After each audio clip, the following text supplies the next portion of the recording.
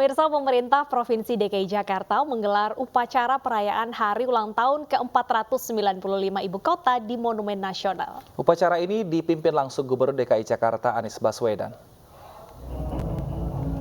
Gubernur DKI Jakarta Anies Baswedan memimpin upacara peringatan Hari Ulang Tahun Jakarta ke-495. Upacara digelar di kawasan Monumen Nasional atau Monas. Pemprov DKI Jakarta menyiapkan 10 pendaftar pertama untuk mengikuti upacara langsung bersama Anies di Monas. Sebelumnya Anies menjelaskan pada tahun ini Pemprov DKI Jakarta memilih kata hajatan daripada ulang tahun. Menurutnya pemilihan kata hajatan lebih menggambarkan suasana Betawi.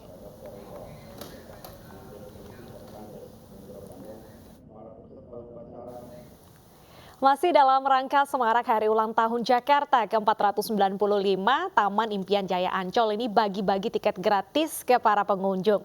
Nah, para pengunjung wajib registrasi online terlebih dahulu agar bisa mendapatkan tiket gratis tersebut.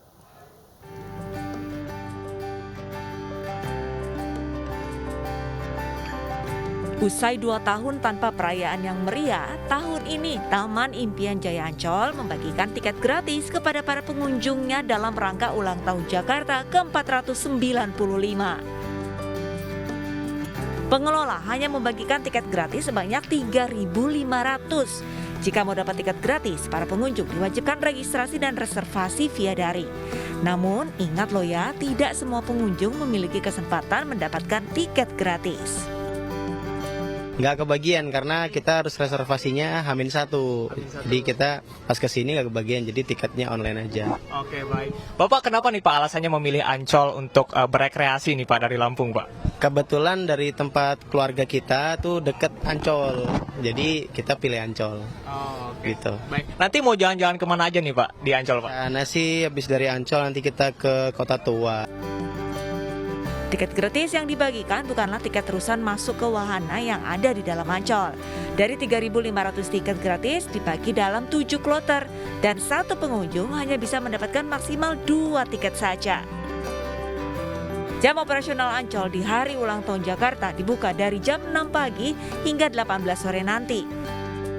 Dari Jakarta, Camar Henda, Yudi Richard, iNews melaporkan.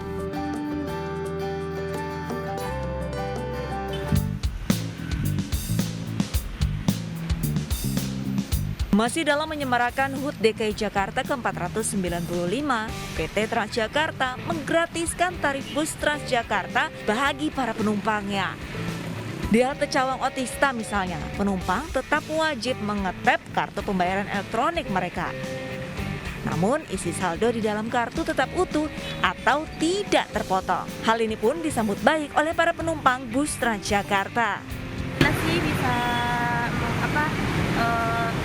banyak untuk naik busway gitu kan, ya orang-orang juga bisa berkeliling Jakarta gitu, melihat Jakarta. Gratisnya tarif bus Transjakarta berdasarkan surat keputusan Kepala Dinas Perhubungan DKI Jakarta tentang penugasan tarif layanan khusus dalam rangka HUT DKI Jakarta ke-495. Dari Jakarta, Rio Manik, iNews melaporkan.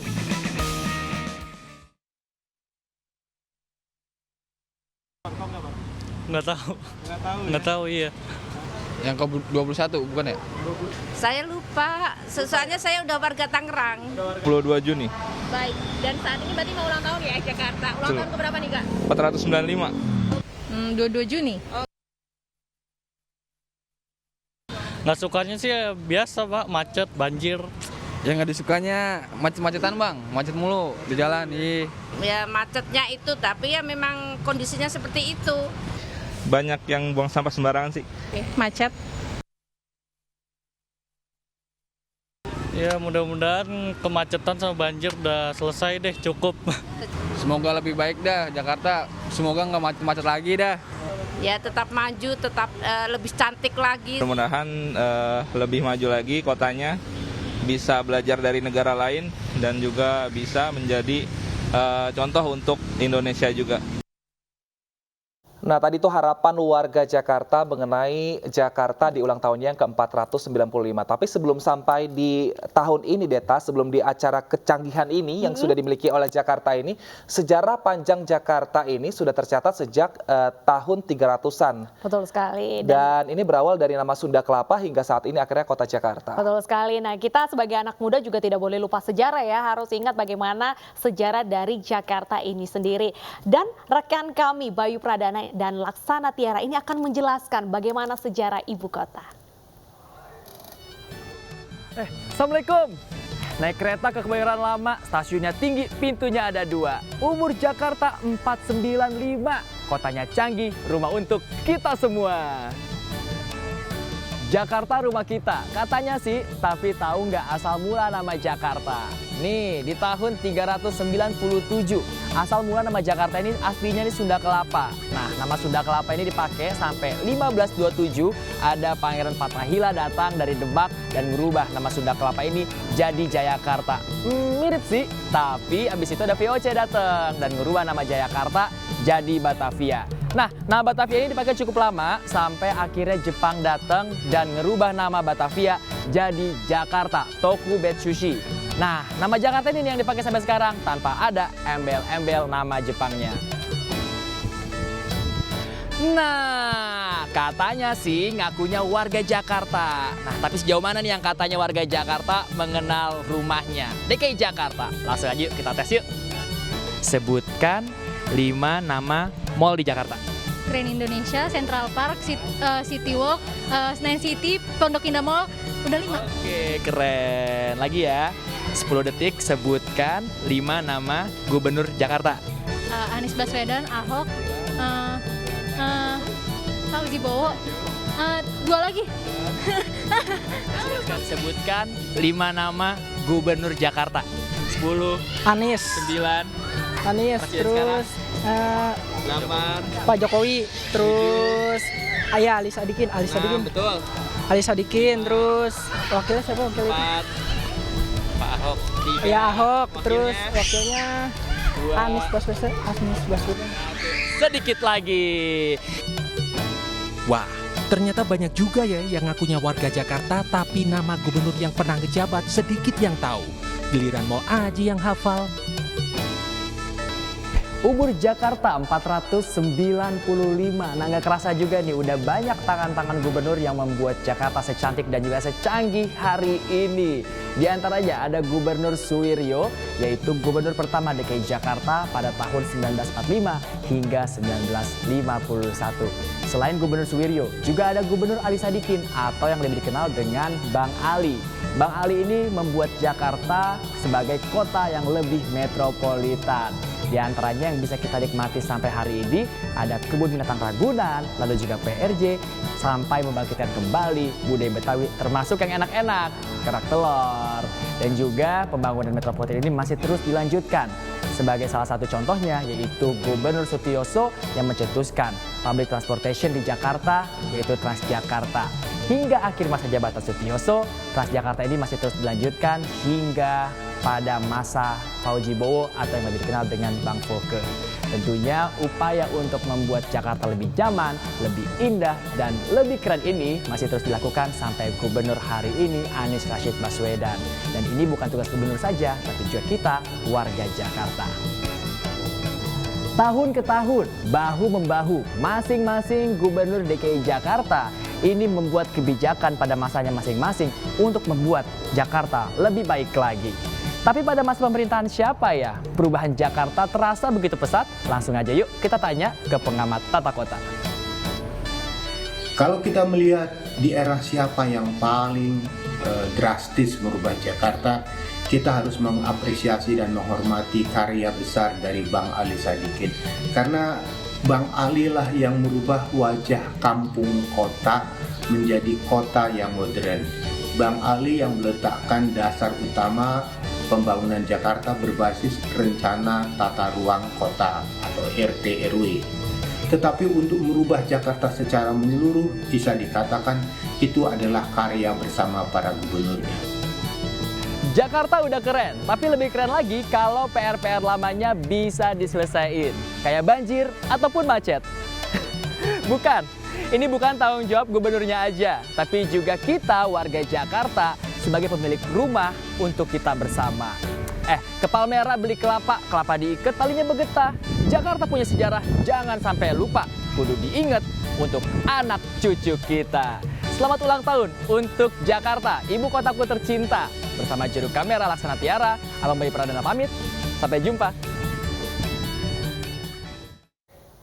Ya, betul sekali yang disampaikan oleh rekan kita Bayu, bahwa perkembangan di Ibu Kota Jakarta ini bukan hanya tanggung jawab Pemprov DKI, tapi juga kita semua. Apalagi saat ini Jakarta dinobatkan sebagai kota dengan polusi udara terburuk dunia. Ini harus ada kerjasama sinergis antara pemerintah dan juga warga. Jadi PR-nya tambah ya, nggak cuma kemacetan, tapi juga ada masalah polusi juga yang harus dikerjakan. Nah, kita akan juga melihat bagaimana ke salah satu lokasi perkembangan di Kota Jakarta, yaitu revitalisasi Taman Ismail Marzuki. Dan untuk mengetahui seperti apa hasil revitalisasi Taman Ismail Marzuki, sudah ada rekan kami Calvin Tonggi di sana. Selamat siang Calvin, bisa diceritakan ini kepada seluruh pemirsa seperti apa sih ini wajah baru tim sekarang? Ya, selamat siang Deta, Wilson, dan juga pemirsa. Masih dalam rangka hari perayaan ulang tahun DKI Jakarta yang ke-495, Pemprov DKI Jakarta sudah mempersiapkan berbagai aktivitas mulai dari 24 Mei kemarin hingga dengan 25 Juni 2022 mendatang. Dan di tempat kami melaporkan saat ini, tepatnya di Taman Ismail Marzuki, ini menjadi salah satu lokasi tempat hajatan bagi Kota Jakarta dengan tema kolaborasi, akselerasi, dan juga elevasi. Nah, di dalam acaranya di Taman Ismail Marzuki ini menggelar pameran arsitektur hingga pameran karya seni seperti lukisan, poster, dan juga pemutaran suara arsip dari sejarah Taman Ismail Marzuki dengan tema Bulan Seni Rupa. Nah, ini memang digelar dari Komisi Arsip dan juga Koleksi Dewan Kesenian Jakarta serta mahasiswa dan juga Jakpro. Dan untuk mengetahui bagaimana antusiasme dari para pengunjung, ini memang sudah mulai ramai dari pagi tadi hingga dengan siang ini di Taman Ismail Marzuki untuk melihat berbagai koleksi lukisan. Ada juga di sini arsip sejarah audiovisual dari Taman Ismail Marzuki. Dan ini memang dikhususkan untuk masyarakat umum, di mana ini untuk masuk ke sini memang gratis, hanya men-scan QR aplikasi Peduli sudah bisa menikmati bagaimana visual dari gelar seni di Taman Ismail Marzuki. Dan untuk melihat bagaimana antusiasmenya, saya akan mengajak Anda untuk mewawancari salah satu pengunjung di sini. Halo, selamat siang, Mas. Halo, dengan siapa? Dengan Ahmad Yunus. Oke, Mas, di galeri seni ini pendapat Mas gimana nih terkait dengan lukisan-lukisannya? Untuk lukisan-lukisannya sendiri sangat bagus ya, banyak variannya dan penataannya juga sangat baik. Jadi penonton sangat enak untuk melihatnya. Nah, Mas, sekarang kan gedung tim ini udah direvitalisasi nih. Gimana nih dengan gedung baru? Gimana pendapat Mas ini? Untuk pendapat saya, bangunan yang baru ini di tim sangat baik, terus sangat nyaman, bersih, serta ramah untuk disabilitas juga kalau untuk mengunjungi pameran lukisan ini. Jadi untuk masyarakat dan anak-anak muda, ayo segera ke Taman Ismail Marzuki. Ya, terima kasih Mas, silakan dilihat-lihat lagi lukisannya. Nah, ya pemirsa, memang di sepanjang bulan Juni ini, mulai dari 3 Juni kemarin sampai dengan 30 Juni nanti, ini memang Taman Ismail Marzuki khususnya gelar seni ini dibuka untuk umum mulai dari jam 10 sampai dengan jam 9 malam. Kembali ke Anda, Deta dan juga Wilson. Baik, Calvin. Nah, ini apa saja nih fasilitas baru di tim yang sebelumnya tidak ada dan sangat menarik untuk kita kunjungi nanti?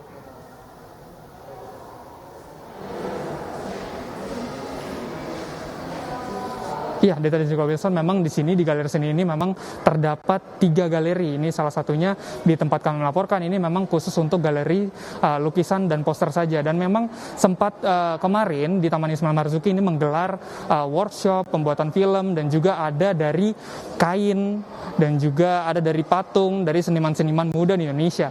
Tidak hanya itu, juga di sini ada seniman karya dari seniman legendaris, mulai dari seniman-seniman di Indonesia yang dimana ini melibatkan dari sejarah arsip kota DKI Jakarta di hari ulang tahunnya. Kembali ke Anda, Deta dan juga Wilson. Baik, terima kasih Calvin. Ini bisa menjadi salah satu alternatif yang mungkin bagi warga Jakarta untuk mengetahui seperti apa kemajuan Kota Jakarta, bisa ke sini dan juga bisa melihat karya seni yang ditampilkan di sana. Terima kasih Calvin atas laporan Anda, selamat bertugas kembali. Nah, pemirsa, warga antusias menyaksikan pesta kembang api di Pekan Raya Jakarta semalam. PRJ digelar sebagai bagian dari HUT Jakarta ke-495. Selengkapnya usai jeda, tetap bersama kami.